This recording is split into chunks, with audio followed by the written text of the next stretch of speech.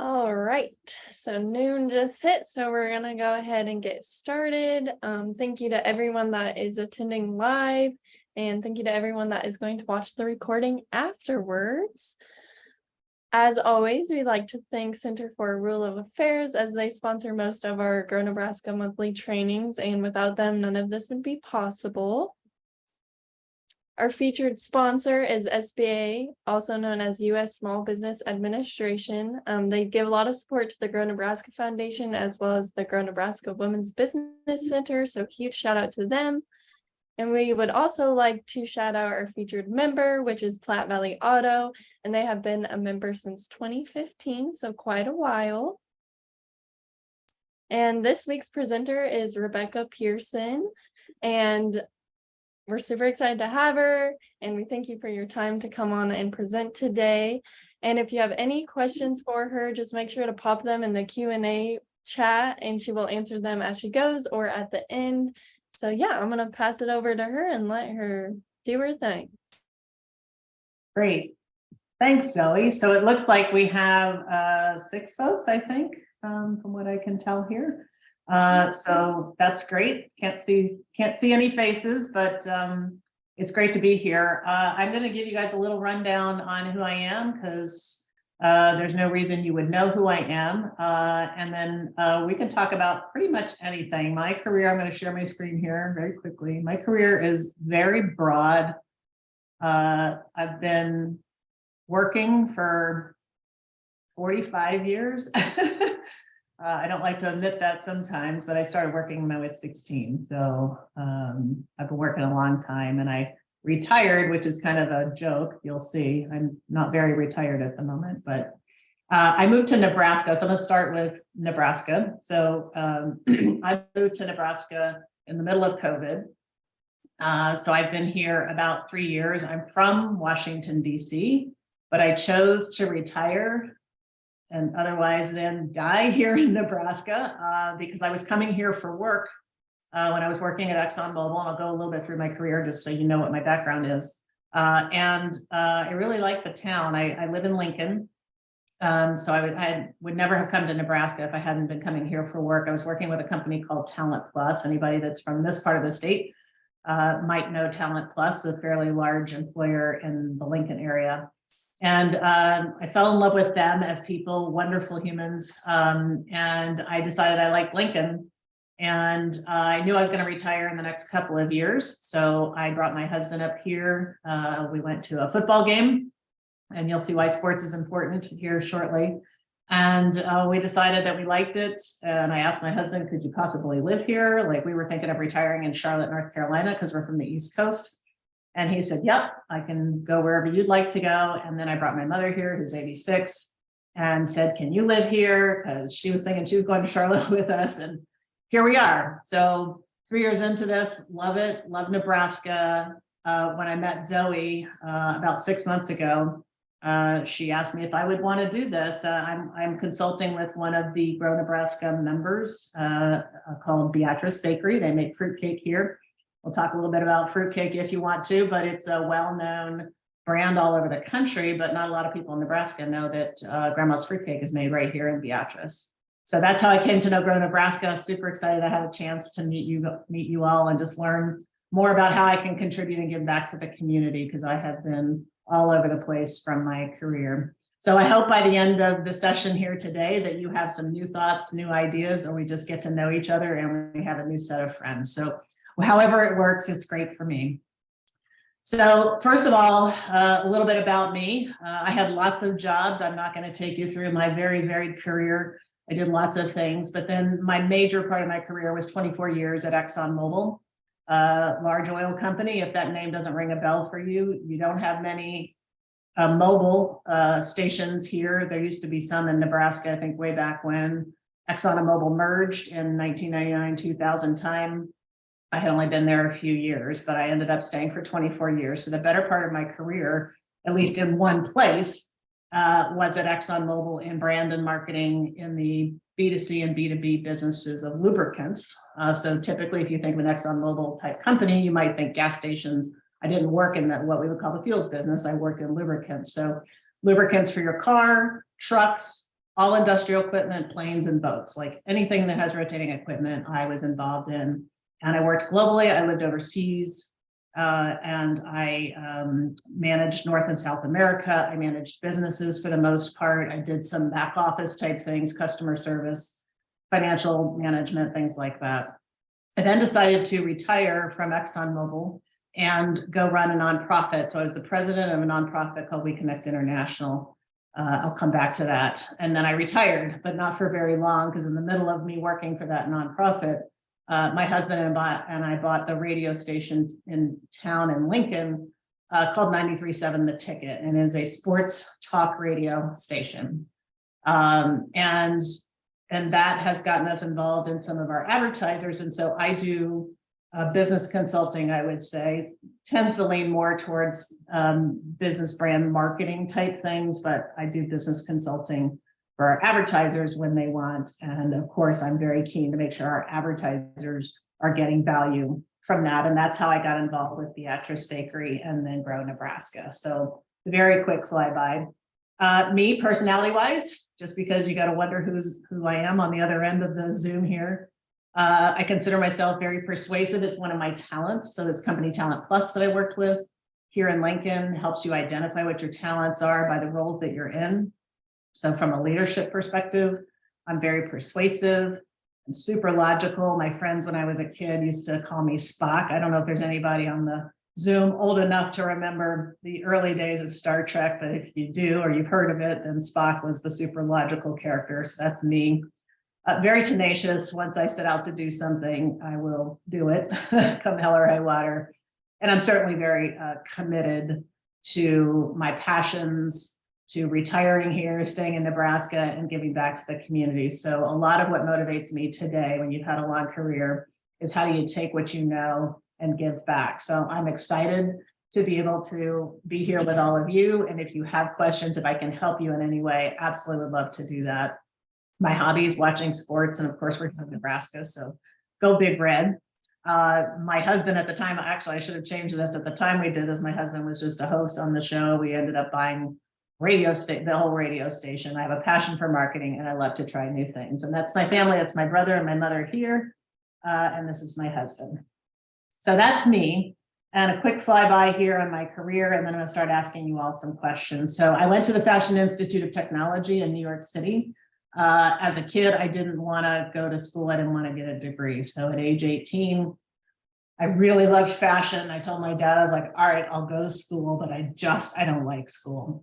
So I'll go to school, I'll go to study fashion. What fun is that? And it wasn't design, it was merchandising. It was the business side of things. So looking back, I realized, holy mackerel, I was interested in business from the get-go. And it makes sense. My dad was a business guy. My mom was a school teacher, but also kind of super organized and, a little more on that kind of structured type of approach to life and teaching. So I went to FIT, what it's fondly known as. I worked for Lord & Taylor for 6 years. Lord & Taylor, if you're not familiar with that company, kind of like a Von Maur, if you're familiar with that, Macy's, things like that you might be familiar with. Kind of high end at the time. Maybe a little more mainstream now. I went to George Washington University after that because Fashion Institute of Technology is a 2-year degree. So I went to George Washington University in Washington, DC for my 4-year undergrad. I finally decided I needed a full education there and a full degree in order to do what I wanted to do. I worked for a company called PubSat, which is no longer, but they were doing video news release distributions. And they also had an NPR radio station there. So I got exposed to some radio at that point in time. I worked for a company called Ginn's Office Supply, which is a regional kind of Office Depot and Staples. Office Depot and Staples didn't exist then, or if they did, it probably was very much in one region. They were nobody.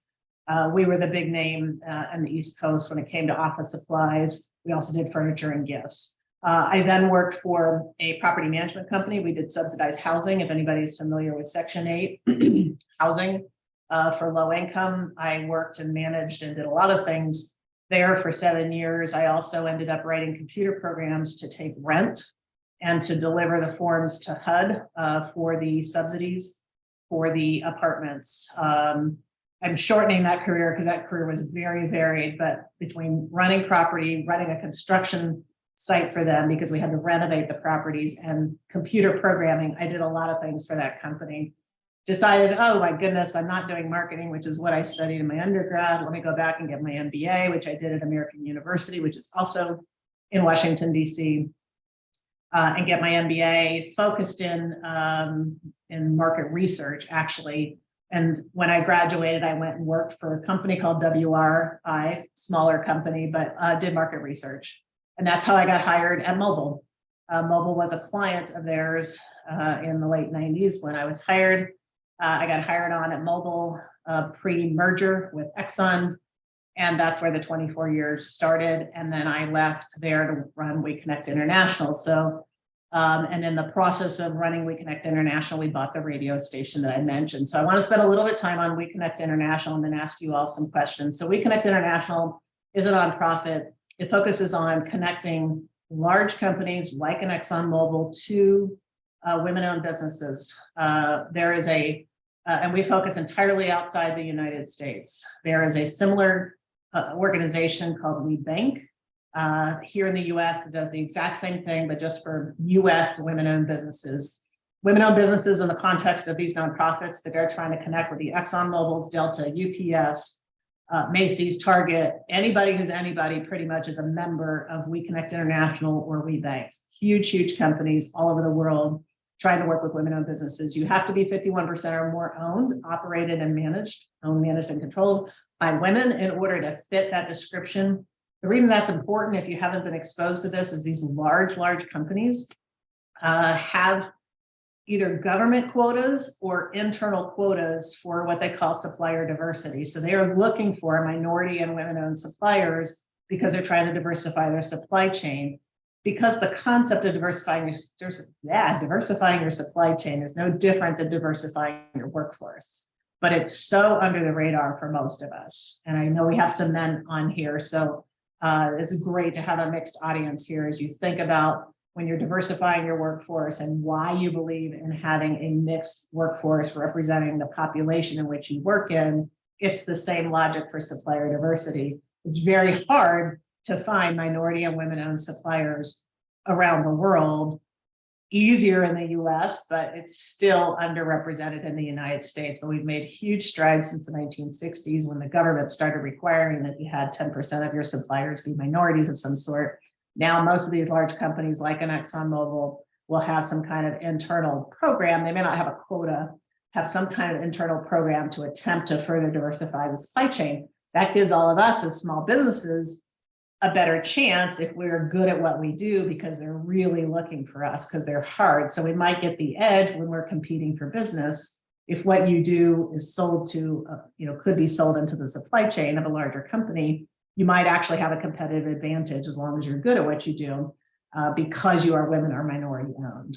So I have a lot of experience. I was the president of that nonprofit. They've been around for 11 years and I've been gone for just about a year, almost next week.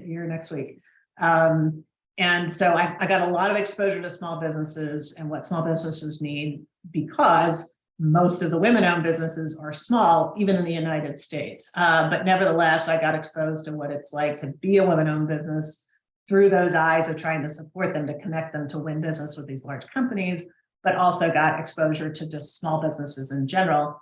And then I ended up buying the radio station. So I'm actually now a small business owner. I started and completed multiple other very small service type businesses in my previous life for different reasons.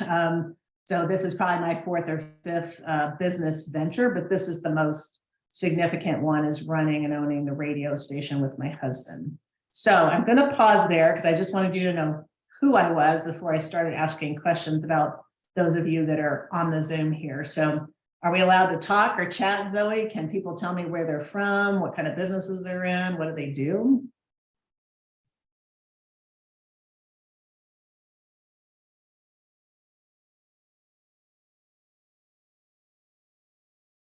Is anybody there? I just realized I hadn't put my slides on presentation mode.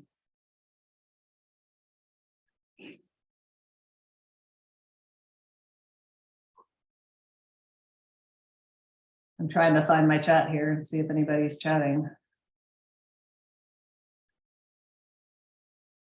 Okay. Looks like we can. Brad's answering. Kim, okay. Adams Industries, Western Nebraska. Cool. What kind of business is Adams? Is it a manufacturing of something? Sounds like. Brad, I think you can chat.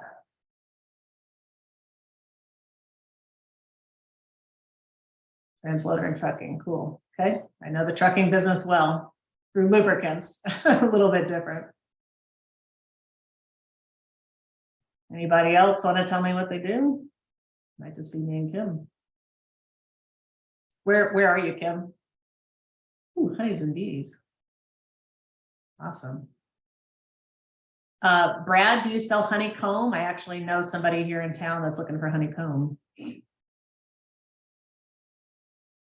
Or is it a hobby? And where are you guys located? Are you in Southeast Nebraska? Supply chain, Sydney? Okay, great. If you had any left, but okay, it sounds like you do sell it. You're just sold out. And I certainly would be happy to connect you with them because they're looking for honeycomb. They sell only things from Nebraska. You might know it. It's the From Nebraska gift store in Lincoln. So, okay. All right. So we got tree service, honeys and bees, and transloader and trucking. I love it. My kind of crowd. No marketing services, no advertising. I love it. Cool. All right, great. So what I'll do then, feel free to ask me questions. I'm not sure what all you want to get out of this, but if I'm not giving you information that's useful, you know, we sort of build this session as talking about how to grow, some of the challenges you have in a small business. Because I've worked in such a large company, ExxonMobil for many years was the largest company in the world. And we used to fight with Walmart as to who was the largest company, but we've been 1, 2, or 3 our entire life as far as size of the company. So I've worked for the largest company in the world. I now probably own one of the smallest companies in the world with the radio station. So I just felt like some of what I might know that'd be useful to share with you is just like comparing and contrasting that. But I'm totally open to anything you guys would like to know about my career or things that, you know, challenges you guys have. Okay. So I'm going to share what I prepared. I'll try to keep an eye on chat so that I'm not just rambling along, and feel free to ask questions. Okay. So what I started with, because I have to do this for myself, is just like, why do I think these things are so similar? Why would I even pick this topic as potentially something interesting to share? So from my perspective, when I think of my small business and I compare it to the large business, we have a lot of the same challenges. They take on a different form. But frankly, running a business is running a business. It's just sort of order of magnitude. And of course, your industry impacts you. And talent, to me, all the time is where you start. Your staff, I always call it talent. I've been retrained by Talent Plus. So the first thing I would tell you is if you are not familiar with true talent assessments, and there's only a handful of companies that really do it right, Talent Plus here in Nebraska would be one of them, best in class. Looking at talent assessments, not a personality profile, not a Myers-Briggs, I'm an IMTJ, but a real talent assessment by the position or type of role that somebody plays is a game changer. And I was working with Talent Plus and doing that at ExxonMobil, and it has changed my personal life, on my confidence in what I'm good at and what I'm not. And you all have talents. But also, how do you better use the talent that you have? So once you understand that people have natural talents and that investing in developing their natural talents is the only way to go, your life is easier. You stop trying to change people when they can't be changed. You start thinking about, how do I leverage what they're good at? How do I shuffle the deck? But when you're in a small business, and especially these last few years, I don't need to tell any of you the impact of COVID, but it's all about talent. You're either struggling with, I can't find the right people, I can't retain the right people, I'm growing, so I need to hire more people. But at the end of the day, no business operates without people unless you're a one-person show. And even if you have 3 or 5 people, you're super lucky if you get one of those folks that's kind of a long-termer. Seems like you're having a lot of turnover. One of the things that, you know, forget COVID, right? We all had issues depending on the industry you were in. We all had issues with retaining talent because they wanted to go off and do something else, or they didn't want to show up to work, or were rethinking their lives.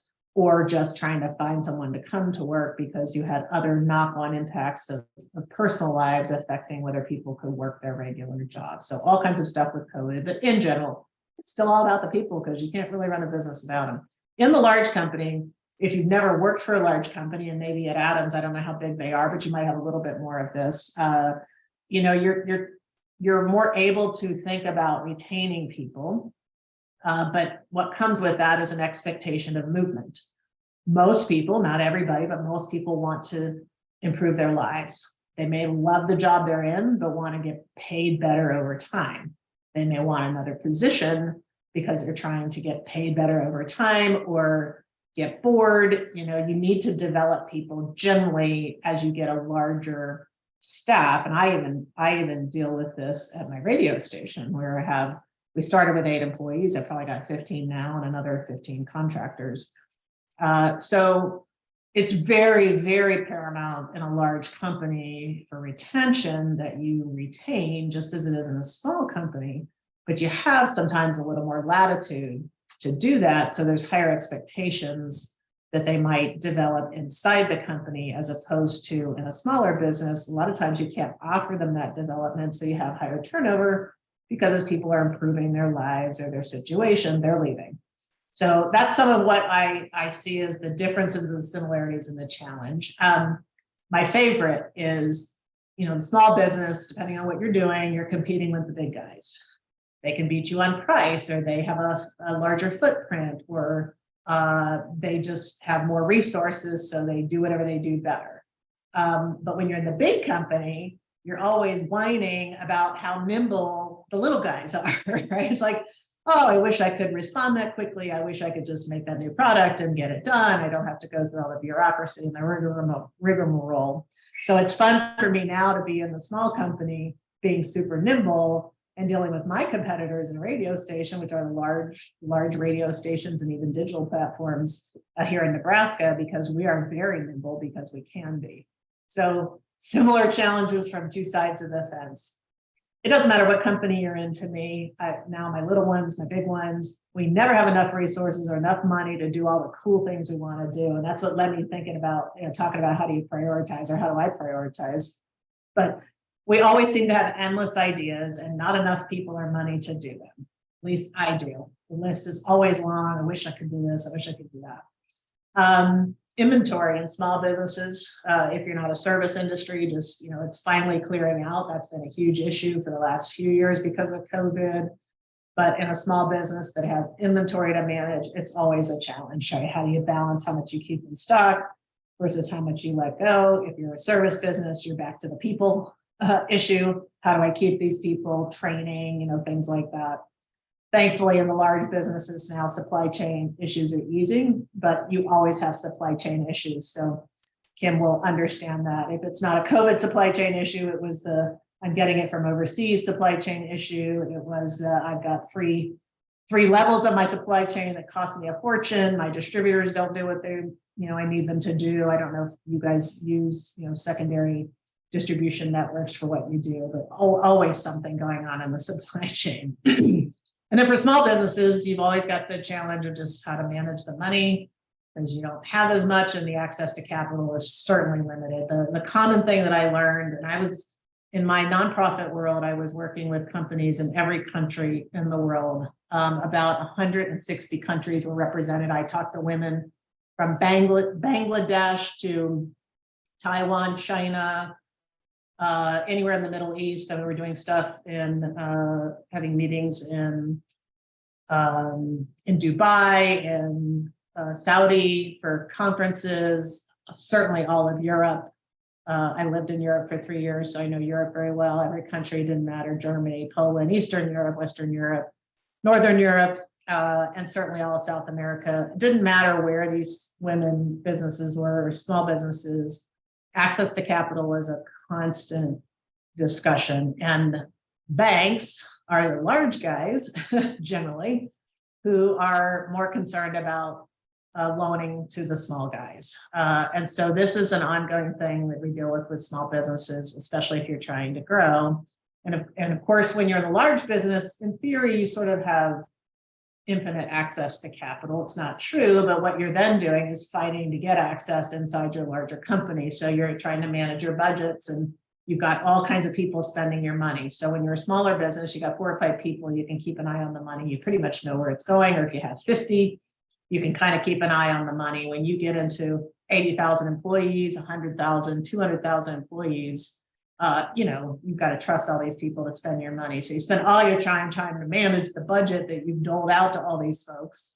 And it gets very fragmented. So you're looking at efficiencies. How do I consolidate, streamline, pull things together, get efficiencies? Because I've doled out my budget to all these people. So slightly different when it comes to the financial side for obvious reasons. But regardless, you've always got sort of money issues on your mind. Makes sense, right? So these were things that I thought of. There's nothing here that's rocket science. There's nothing here that's new and interesting, other than this is just my kind of way of how I think about the similarities of what I've done and how do I take my experience and apply it to other companies, my own, and those that I consult. I'm thinking through what is the talent situation? Do I have a plan for either the bench in case somebody critical leaves? What are my critical positions? Do I develop them to try to retain them? Because we know retaining them is always going to be more cost effective than them leaving, as long as they're valued employees. So I'm always thinking about how to manage resources. Which one do is it money? Is it people? Where did that go? How are the budgets? How do I manage my services and my inventory? So just a lot of common things across the business. So I'll just stop there in case something jumps out, and I'm just checking my Q&A to see if there's anything new there. Doesn't appear to be. So, okay. All right. So moving on from that. So these are some of the challenges we all have as businesses. I went through, how do I prioritize? I prioritize probably on a daily basis. And so how do you do that? And to me, for most businesses, we're wanting to grow and scale. Not Brad, because he's probably relaxed and happy when the bees are stopped making honey. Do bees stop making honey? Do they make honey year round? Then you're just retired and enjoying life, maybe. So sometimes we're interested in maintaining our business. Most of the time we're interested in trying to grow it. So you'll have to tell me, Brad, whether bees make honey year round, so I have no idea. Not being from Nebraska, I know zip about farming. I know tons about farm equipment, but nothing about farming. Okay, May through September, very interesting. All right, get your honey during the summer. All right, so how do you grow and scale? Generally a common problem or something that's always on your mind as a business owner. For us now today, demand is finally returning for sort of non-critical goods. You had all these very interesting behaviors during COVID of high demand. I still think about Zoom and what it must have been like on day 2 of the shutdown, working at Zoom, and it was just crazy. And if you guys can all remember those first few days of all of us trying to get on Zoom, if you might have been lucky in not having to do that. I was still in the corporate world. I had announced my retirement the day after the shutdown. So it was crazy. And we were all trying to figure out how to do life on Zoom. But, so critical goods have had a heyday with COVID. Non-critical goods, finally, the world's sort of returning to normal. Lots of us identified new opportunities during that period of time, either because your business was going like gangbusters because you were in a critical area for COVID, or because you were having to rethink, what am I going to do? How do I manage my business in a COVID era and then post-COVID? So it's now new things are coming up like, oh, maybe I should pivot to do this or pivot to do that. The never-ending challenge probably for all of us on this call is technology. Even if you're a sole proprietor, one computer, my guess is you're like, okay, I need a new computer eventually because there's a new thing out there that would make my life easier, or it's new software or something. And the larger you get, the more you have of that. So I hear it all the time. I heard it when I was working with the businesses outside the United States, inside the United States. We can't keep up with the need to improve technology. That can be digital marketing, also all the software systems that manage your back office, updating your ERP or doing better on digital marketing, having better tools for that. Technology is so pervasive these days, your phone, the whole world's around technology. So it seems like it's a never ending need. And there's always money associated with that. And then today's world with this inflationary environment and the threat of a recession, which as of this morning, the news is saying, maybe it'll be a mild recession. 6 months ago, it was like, holy cow, the sky is falling. There's going to be a recession. People were on the fence whether it was going to be significant or not. It seems to be coming down to a mild recession of some sort. So depending on what your industry is, you may or may not be affected by that as much. So I thought I would just talk a little bit about how do I deal with the never-ending list of priorities I have. And you guys can't see my office. I'm in my home office at the moment, but I have Post-it note easel charts on my wall here. And I have them for myself and for my consulting clients. And it's, so it's whatever, 2.5 feet high. It's not a little piece of paper. This is like on my wall because I can't keep up. And I just start throwing stuff up there. It's my parking lot. So when I say make a parking lot, and I say this to everybody that I consult into my own business, like, just because you have an idea now that we're not interested in implementing or talking about doesn't mean it's not a good idea. Timing can be everything. I never like to lose the good ideas of my staff, people that I work with. I'll go to dinner, somebody will have a good idea. My husband, who's a wonderful idea generator. I like to keep track of all the ideas because timing could be everything, but also you can revisit your ideas and think, well, why was that a good idea then? What's changed? Like, it's just a great source of helping you think about continuing to manage and grow your business. So that's how I keep my parking lot. And I literally have a piece of paper on the wall and a red marker that I use to write on.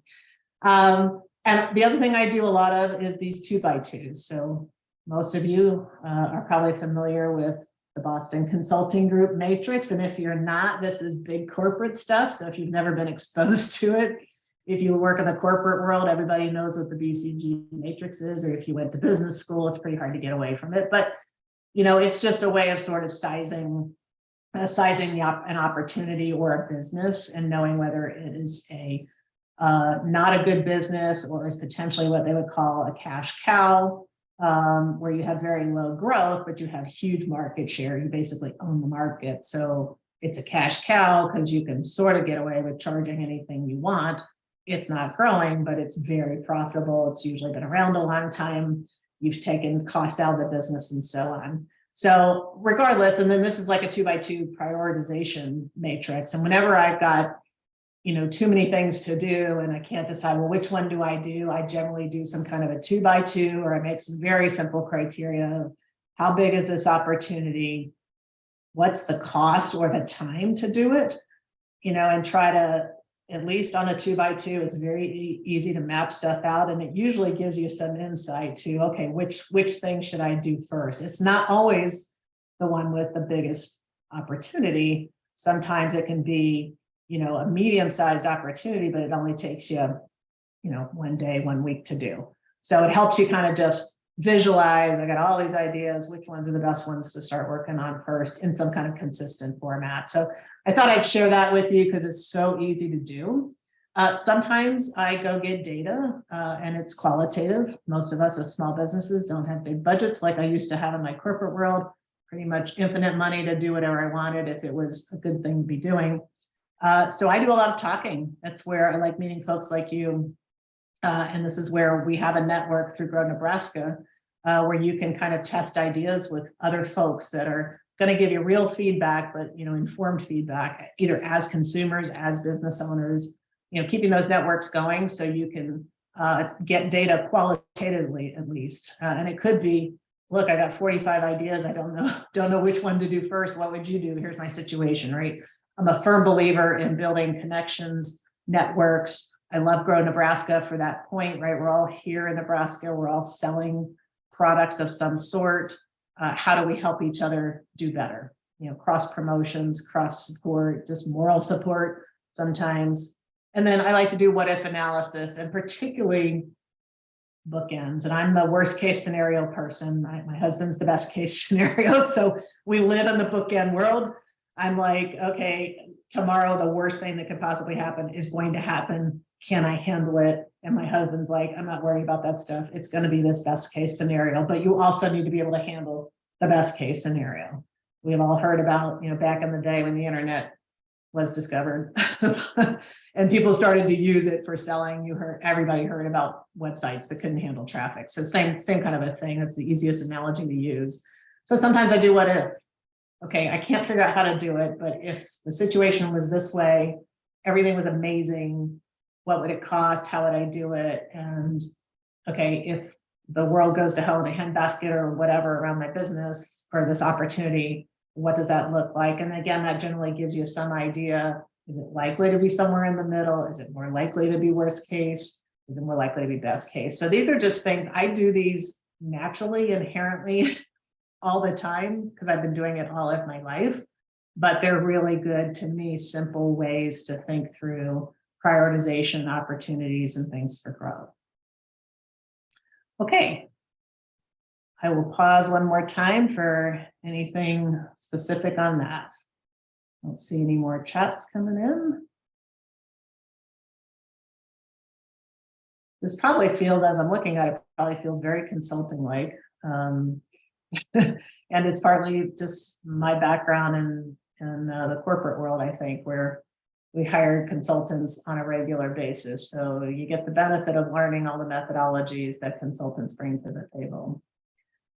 Okay, what I thought I would do then is talk a little bit about strategies for creating awareness for brands and products. My background, as you've now heard, is significantly towards business growth and marketing and branding. And so I just like to talk about it in general, and I love to hear about how people are creating awareness of their products and their services. And particularly with this group, because of the Grow Nebraska connection, I've been in the shop. I love to go up there now and go see. I had a field day shopping for Christmas because this year for Christmas, everybody got something from Nebraska because I was in the Grow Nebraska stores. Like, okay, there's literally something for everybody in my family in the store. So but I got to thinking, how are all these brands promoting their products? How do people know about them? I mean, I'm new, so that's my excuse. I'm new to Nebraska. I don't necessarily know this, but I'm dying to hear how people promote their products and services here in Nebraska. So I found this picture. I love it. If people can't see you somewhere, they don't know you exist. My radio station is similar to that. It's been around for 11 years. I'm in Lincoln, Nebraska. You would think it'd be impossible for Lincoln, Nebraska to not know this radio station exists, especially in sports, right? It'd be like hard to fathom if you know anything about Lincoln. It's a university town. It's not that big, 300,000 people. How is it possible somebody could not have heard of a radio station that's been around for 11 years? But it was super possible, and it's still possible. Not everybody's a sports fan, but it's still hard to imagine that they don't know 10 radio stations in town, but it happens. So if people can't see you, this dog can't see you through the blanket, they don't know who you are.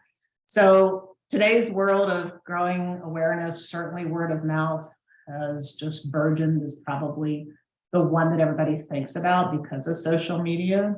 But advertising is still at the core of marketing, still the way that you get the word out. Now, there's lots of different ways to advertise, including through kind of word of mouth activated efforts. But nevertheless, advertising will always be around. And one of the questions you might have about radio is just, have you been hearing, depending on how old you are,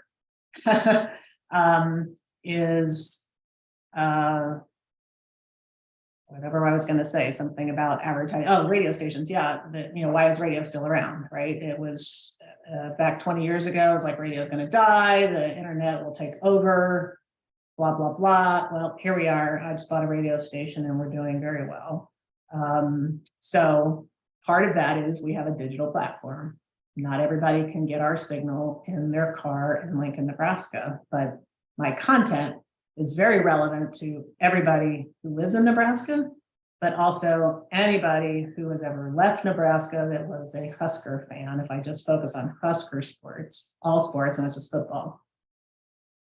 So when you think about that, what I get with radio is an FCC license. I have the right to broadcast in your car, but I also have the right then to take that broadcast elsewhere. And I have an official FCC license, so I become part of this much larger media network. I'm legitimized. We have credibility. We have an FCC license.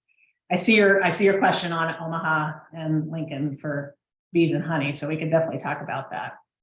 Partnerships, even more and more, partnering with the right people to help get your name out is a great way. It can be very cost effective. A lot of your effort then is in assessing who's got the best, which partners are good for you. What's the best fit?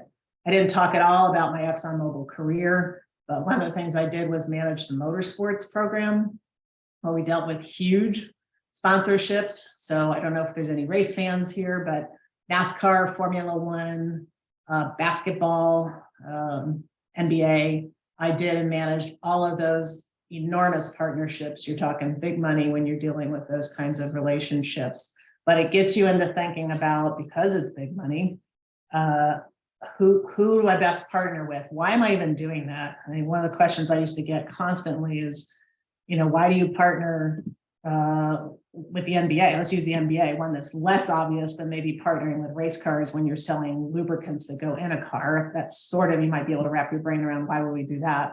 But why would you partner with basketball? You sell lubricants that go in cars or trucks or planes.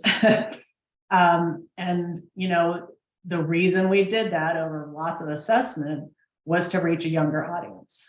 And interestingly enough, the NBA audience is very evenly split, almost 50-50 men, women, but also very young.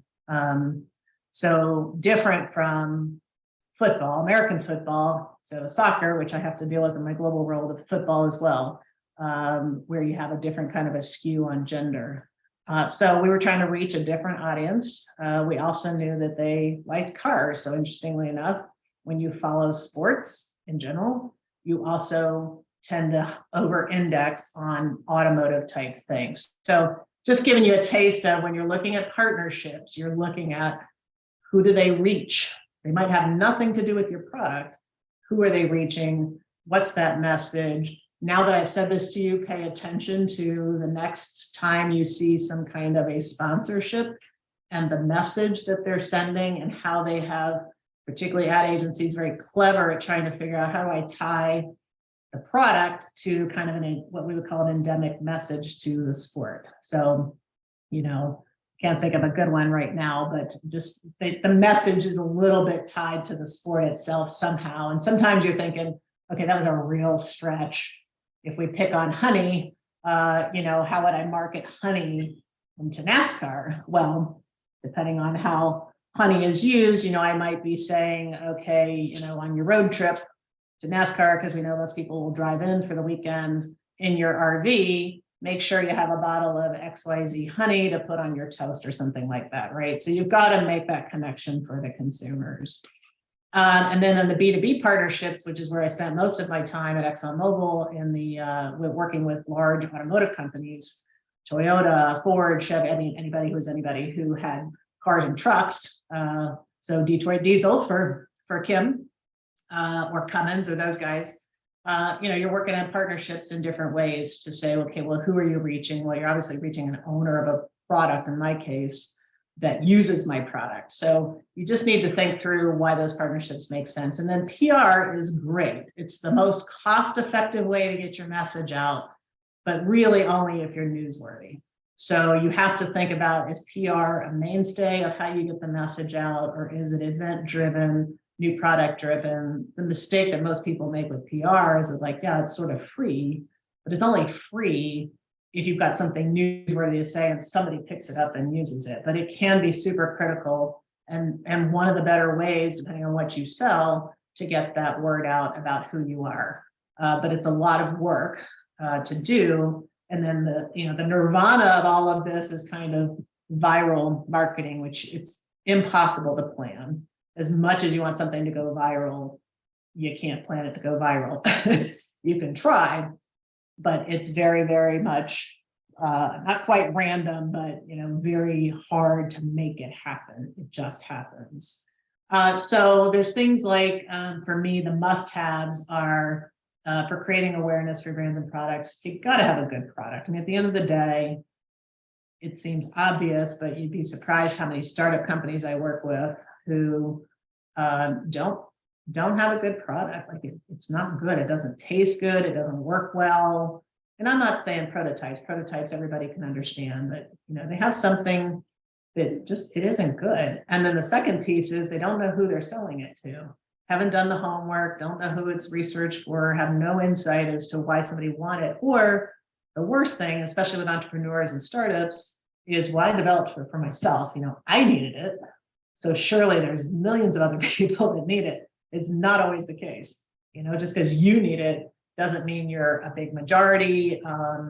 You might have your own unique things, but if you need it, maybe there's something there around it that you should explore to make it have broader appeal. And then the second thing, and these are like the two things you see in brand and marketing and growth in general, is that if you can't follow up on any kind of customer service, order delivery type issues reliably, there are too many choices today. You don't win that battle, except for very few instances where you literally own the market and people have no choice. There's so many choices, especially in the United States. It's one of the things you notice the most when you work globally, is how much choice we have in this country. And if you've never had the ability or opportunity to be exposed to the rest of the world doesn't have the level of choice that our capitalist economy in the United States allows. And so you got to be good at customer service and follow up unless you just literally own the market. So this is all very standard stuff. Again, I'm not saying anything that's rocket science or anything else. I see a couple of questions here. Burst of energy with your beer. There you go. Is that a Monster tagline or yeah, something like that is a good way of thinking about partnerships and how people market products inside a venue or a sporting event or entertainment or something. So very short couple of things. I'm trying to keep things small and easy to digest in case they're actually helpful to you guys. I like this trends in marketing. I just say it as we think about closing off here and allowing further questions if there are any. Design thinking, if you haven't been exposed to this, and again, I like this for small businesses because it just helps you think about things differently, but allows you particularly to sort of prototype and test and learn and build in an agile environment. If you're familiar with that term or you've been using that term, design thinking and agile really go together. So you're ideating and then you're defining what it is for a very small audience. Like the definition stage to me is the hardest thing to do. It's probably what I've learned the most about when dealing with innovation consultants and coming up with new kinds of products is keeping your concept very tight. Exactly how small and narrow can you make that audience that you're designing it for, and how clearly can you define what it's supposed to do before you create a prototype, because it's easier to build building blocks onto something. Most entrepreneurs start off with my idea is so cool, I want it, so everybody else wants it, and I can see the next 7 steps. I'm just going to try to build the whole thing. And it's just the classic mistake that you make, and you make it still today. It's not like we've all learned it and don't do it again. But start small and scale. Most important. Personalization, it's a 2 decades old trend, but it's just getting better and better and better. I'm so thrilled today that the advertising I get is actually relevant. It might still annoy me, but at least it's something that I might glance out and read because they've gotten so good with personalization and targeting. Analytics, can't say it enough. If you have any kind of business online, you know how important it is on the analytics side to know where people came from, how did they hear about you, how can you use that to find other people, more target your audience even more. And then technology I already spoke of. We live in a world where everything is technology based, so we just need to embrace and understand money will always be going towards making our technology better. I sometimes like to share about my career and just, what does it take to be successful, a small business owner. I was very successful in my corporate career, which allowed me to retire and go work at the nonprofit and do something that I thought would be super interesting. I learned a ton working at a nonprofit before I started working just here at the radio station and consulting some of my advertisers. So, leadership and persuasion as a business owner, you're it, right? You're the inspiration. You're why people come to work for you. They like you. They want to know you. You've got to take that leadership role and embrace it. Everybody does it differently. No issues with that. For me, persuasion has been key. You got to be financially focused. You got to manage the bottom line. The holy grail is data and some kind of ROI, but you need to be looking at how to measure it. How do I know this worked and this didn't? Even if you don't have data, you have some method of thinking through whether something worked for you. I have a relentless focus on customers and consumers. Market research was my love. I'm a brand and marketing person. If you don't have customers and consumers, you don't have a business somewhere. I continuously learn. I'm curious. I like to meet people. I'm dying to hear what you guys have to say here, so I'm dying to stop talking. I've learned personally. I'm 60 years old, so lessons learned from the old gal. Don't sweat the small stuff as much as you might want to. It truly doesn't matter in the end. Follow your passions. I've done that my whole life.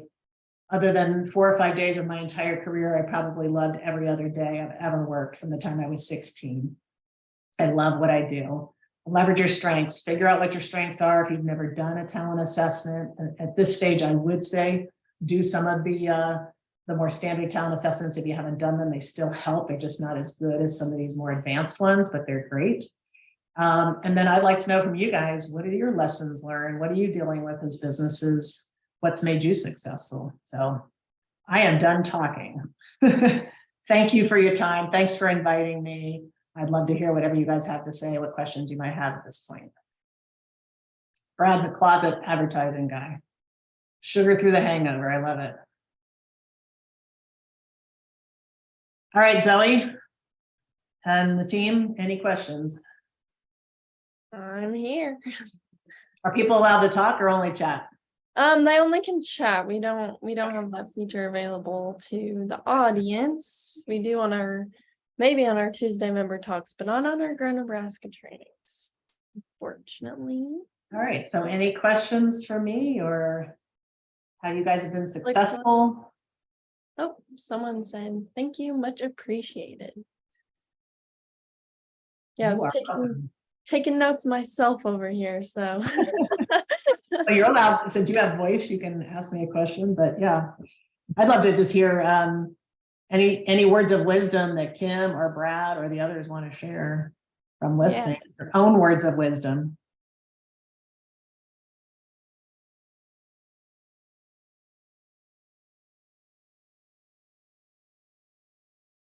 Yeah.